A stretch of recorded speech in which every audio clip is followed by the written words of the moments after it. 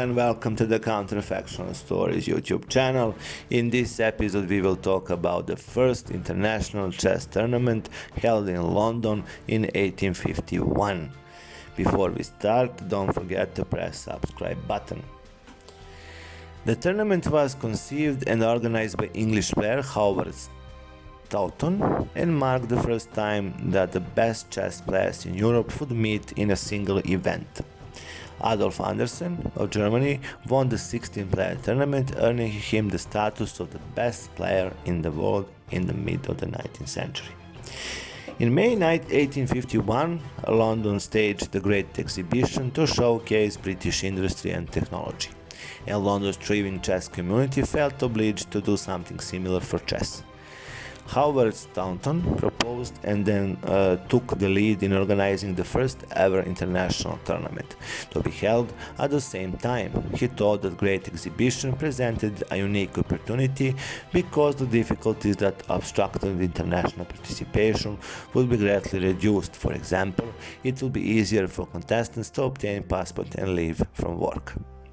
In 1848, a letter had been published in which Ludwig Bledow proposed that he and von der Lasa should organize in Trier, in Germany, an international tournament whose winner should be recognized as the world champion. Bledow died in 1846. It is not known why publication was delayed. News of this may also have motivated Staunton to organize the London International Tournament. Staunton and his colleagues had ambitious objectives for this tournament, including convening a chess parliament to complete the standardization of the moves and other rules, as there were still very small national differences and a few self-contradictions, to standardize chess notation, to agree time limits, as many players were notorious for simply outsitting opponents. Staunton also proposed the production of a compendium showing what was known about chess openings, preferably as a table. Since he thought there would not be time for a single chess parliament session to handle this as well, he suggested further congresses, some perhaps including knowledgeable enthusiasts of below top classes player strength and review process for dealing with continuous issues and possible mistakes in earlier decisions. Before the tournament started, two commentators wrote that the winner should be regarded as the world chess champion. One was Captain Hugh Alexander Kennedy, one of the tournament's organizers and competitors, while the other was the Liberty Weekly Tribune in Missouri. However, there is no indication that crowning a world champion was a formal objective of the tournament. The Committee of Management was under the leadership of the Duke of Marlborough, but Staunton was its secretary and most of its members were from Staunton Chess Club, St. George's. Rivalries in British chess at that time led the powerful London Chess Club to boycott the competition, and George Walker used his column in Bell's Life to try to disrupt the tournament preparations. Despite these obstacles, Staunton raised £500 for the prize fund, a considerable sum in the 1851, and worth about 300,000 and more in today's money. Subscriptions were obtained from chess clubs in England and overseas. From France, collections were made at the Café de la Régence, a very famous cafe for chess lovers, and from India, the Calcutta Chess Club contributed £100. And in addition, its principal officer John Cochrane and T.C. Morton made two of the four largest personal contributions. The tournament was scheduled to coincide with the Great Exhibition in London and began on May 26 in 1851. The tournament was planned as a knockout contest involving 16 of Europe's best players. Invitation had been extended to foreign master Vincent Grimm, Josef Schenn and Johann Löwenthal from Hungary, Adolf Anderssen, Bernhard Horowitz, Karl Mayet and von der Lasa from Germany, Pierre-Charles Fournier de Saint-Amand and Lionel Kaziritsky from France, Karl Janesh, Alexander Petrov and Ilya Shumov from Russia.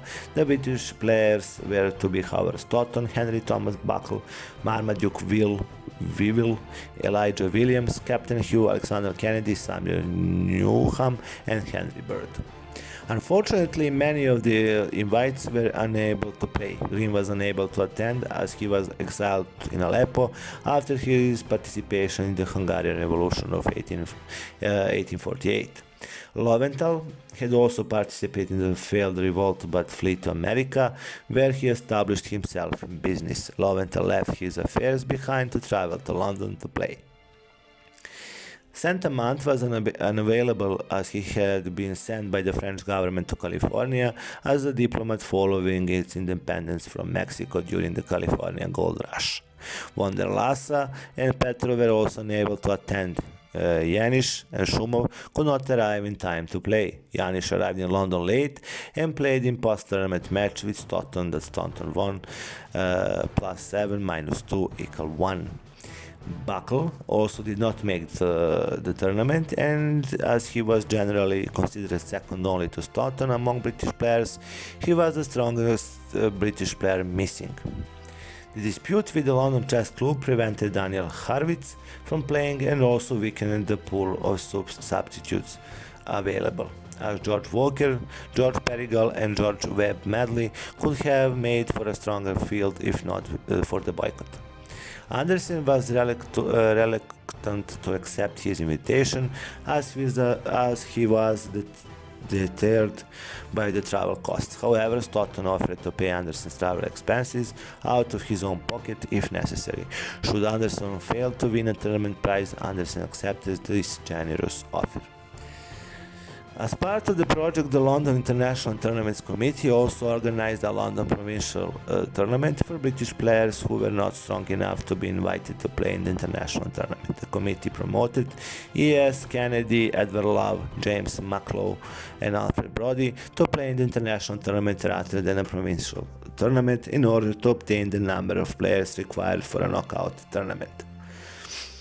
The tournament was organized as a single elimination matches with the 8 losers in the first round being dropped from the tournament. Each first round match was best of 3 games, draws not counting.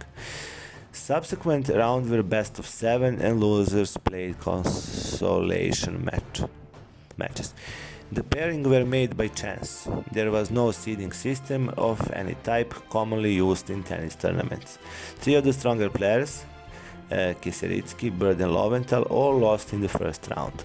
On the other hand, 2 of the replacement players, Mucklow and Kennedy, were drawn against each other. The winner, Mucklow, thus gained a share of the prize money. Anderssen beat Staunton soundly 4-1 in the third round semi-final. In the fourth round final, Anderssen beat Wivell to take first place. Wivell had a relatively easy draw in the tournament to finish second. Staunton suffered a bitter defeat to Williams in the last round consolation match to finish disappointing fourth. To some later commentators, considering the knockout format to be flawed, Anderssen was considered a deserving winner.